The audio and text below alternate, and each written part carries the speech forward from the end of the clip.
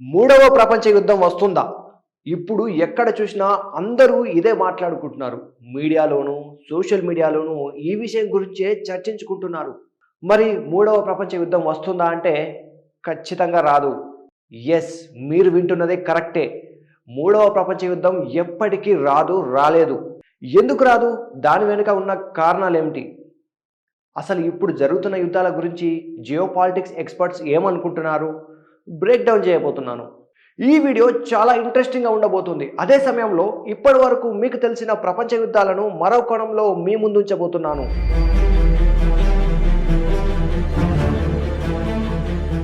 Hi friends, welcome to 3TV. This is Mahesh. స్టోరీలోకి వెళ్లే ముందు మా ఛానల్ని సబ్స్క్రైబ్ చేయండి. మీ అందరికీ తెలిసినప్పటికీ ఫస్ట్ వరల్డ్ వార్ అంటే ఏంటో ఒక్కసారి చూద్దాం. వరల్డ్ వార్ అంటే జనరల్గా ప్రపంచంలోని అన్ని దేశాలు లేదా మెజారిటీ దేశాలు ప్రత్యక్షంగాను పరోక్షంగాను పాల్గొనే యుద్ధాన్నే వరల్డ్ వార్ అంటారు.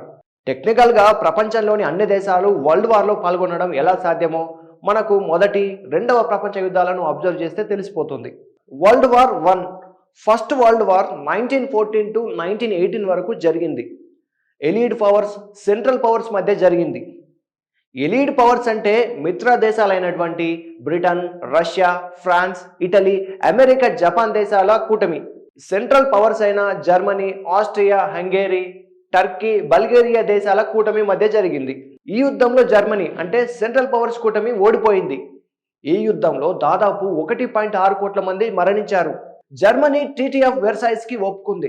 జర్మనీ, ఆస్ట్రియా, హంగేరీ, ఒట్టోమన్ అంటే టర్కీ సామ్రాజ్యాలు కూలిపోయాయి. కొత్త దేశాలు ఏర్పడ్డాయి. ప్రపంచ రాజకీయ పటంలో పెద్ద మార్పులు వచ్చాయి. World war 2, second world war 1939 to 1945 మధ్యకాలంలో జరిగింది. రెండో ప్రపంచ యుద్ధం కూడా రెండు ప్రధాన కూటముల మధ్య జరిగింది. ఎలీడ్ పవర్స్ అంటే మిత్ర దేశాలు, United Kingdom, United States, Soviet Union, France, China దేశాల కూటమి. యాక్సిస్ పవర్స్ అంటే జర్మనీ, ఇటలీ, జపాన్ దేశాల కూటమి మధ్య జరిగింది. 1945లో జర్మనీ లొంగిపోయింది, అంటే యాక్సిస్ పవర్స్ యుద్ధంలో ఓడిపోయింది. ఈ రెండవ ప్రపంచ యుద్ధంలో సుమారు 7 కోట్ల మంది మరణించారు. చరిత్రలో ఇదే అతిపెద్ద మారణకాండగా మిగిలింది. ఐక్యరాజ్య సమితి UN ఏర్పాటైంది. అమెరికా, సోవియట్ యూనియన్ అప్పటి నుంచే సూపర్ పవర్స్గా అవతరించాయి. ఇదందరికీ తెలిసిందే. మరోసారి ప్రపంచ రాజకీయ పటంలో భారీ మార్పులు చోటు చేసుకున్నాయి. ఈ రెండు ప్రపంచ యుద్ధాలు మొదలు కావడానికి కారణాలు ఎన్ని ఉన్నా ఆ పరిస్థితులన్నీ క్రియేట్ అవ్వడానికి ప్రధాన కారణం మాత్రం మార్కెట్. ప్రపంచంలోని అన్ని దేశాల మార్కెట్ మీద పట్టు కోసమే ఏర్పడిన యుద్ధాలు ఈ మొదటి, రెండవ ప్రపంచ యుద్ధాలు. మొదటి ప్రపంచ యుద్ధం సమయానికి క్యాపిటలిజం ప్రారంభమైంది. పారిశ్రామికీకరణ మాత్రం పీక్స్లోకి వెళ్ళింది. అదే సమయంలో ఎలీడ్ పవర్స్ కూటమిలో ఉన్న Britain, Russia, France, Italy, America, Japan, central powers కూటమిలో ఉన్న Germany, Austria, Hungary, Turkey, Bulgaria ఈ దేశాలన్నీ ప్రపంచ మార్కెట్ను శాసించేవి.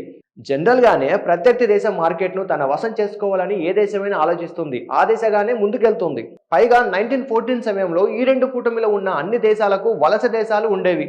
ముఖ్యంగా గ్రేట్ బ్రిటన్కి 100కు పైగా వలస దేశాలు ఉండేవి. అందులో ఇండియా కూడా ఒకటి. వలస దేశాలన్నీ తమకు అనుకూలంగా ఉండే దేశాలను కలుపుకుని కూటములుగా ఏర్పడి తమకు అనుకూలంగా లేని దేశాల మార్కెట్పై గురిపెట్టాయి. ప్రపంచ మార్కెట్ మీద పట్టు కోసం ఏర్పడిన యుద్ధాలే ఈ రెండు ప్రపంచ యుద్ధాలు. ఈ విషయం కూడా చాలా మందికి తెలిసే ఉంటుంది. అంతేకాదు, మీరు జాగ్రత్తగా గమనిస్తే ప్రపంచ చరిత్రలో ఎన్నో యుద్ధాలు జరిగాయి. కానీ అవన్నీ కూడా రెండు దేశాలు లేదా రెండు రాజ్యాల మధ్య మాత్రమే జరిగాయి. అవన్నీ కూడా వ్యాపారం చేయడం కోసమో లేదా ఆధిపత్యం కోసమో జరిగినవి. కానీ క్యాపిటలిజం పెరిగిన సమయంలో రెండు ప్రపంచ యుద్ధాలు ఎందుకు జరిగాయి? దానికి ప్రధాన కారణం మార్కెట్ క్రైసిసే. క్యాపిటలిజంలో మార్కెట్ క్రైసిస్ ఏర్పడింది కాబట్టే కృత్రిమంగా మార్కెట్ను క్రియేట్ చేయడం కోసం ఏర్పడిన యుద్ధాలే ఈ మొదటి, రెండవ ప్రపంచ యుద్ధాలు. సో మార్కెట్ క్రైసిస్ ఉంది కాబట్టి మార్కెట్ను క్రియేట్ చేయడం కోసం మిగతా దేశాల ఆధీనంలో ఉన్న మార్కెట్ను స్వాధీనం చేసుకున్నాయి. Colonial system. ఈ రెండు ప్రపంచ యుద్ధాల్లో గెలిచిన దేశాలు ఓడిపోయిన దేశాల ఆధీనంలో ఉన్న కాలనీలను అన్నింటినీ తమ ఆధీనంలో పెట్టుకున్నాయి. ఈ గెలిచిన దేశాల్లో ఆయా కాలనీ దేశాలకు పూర్తి పట్టు ఉంటుంది. ఆ దేశాల్లో వీరు తమ ప్రొడక్ట్స్ అమ్ముకునేవారు. అయితే ఇప్పుడున్న పరిస్థితుల్లో మూడవ ప్రపంచ యుద్ధం అస్సలు రానే రాదు. ఎందుకంటే ప్రస్తుతం ప్రపంచ మార్కెట్ మొత్తం క్రైసిస్లోనే ఉంది. క్రైసిస్ అనేది పీక్స్కి వెళ్ళింది.